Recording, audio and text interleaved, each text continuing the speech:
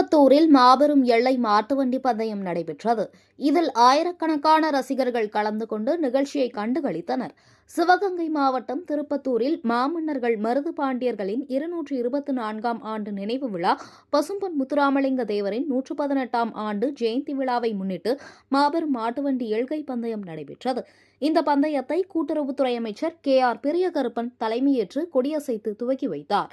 திருப்பத்தூர் திண்டுக்கல் சாலையில் நடத்தப்பட்ட இந்த பந்தயத்தில் பெரிய மாடு, சிறிய மாடு என 2 பிரிவுகளாக பந்தயம் நடைபெற்றது.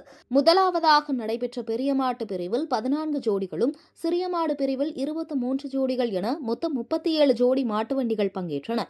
இந்த மாட்டுவண்டி எல்கை பந்தயத்தில் பெரிய மாடுகளுக்கு 8 மைல் தூரமும், சிறிய மாடுகளுக்கு 6 மைல் தூரமும் எல்லைகளாக நிர்ணயிக்கப்பட்டு போட்டி நடைபெற்றது.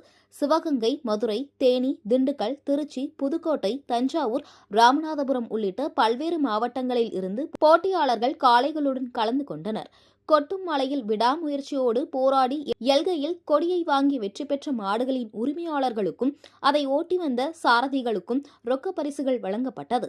விறுவிறுப்பாக நடைபெற்ற இந்த மாட்டுவண்டி போட்டிகளை சாலையின் இருபுறங்களில் நின்று ஏராளமான பெண்கள், குழந்தைகள் மற்றும் ரசிகர்கள் கைத்தட்டி சாரதிகளை உற்சாகப்படுத்தி கண்டுகளித்தனர்.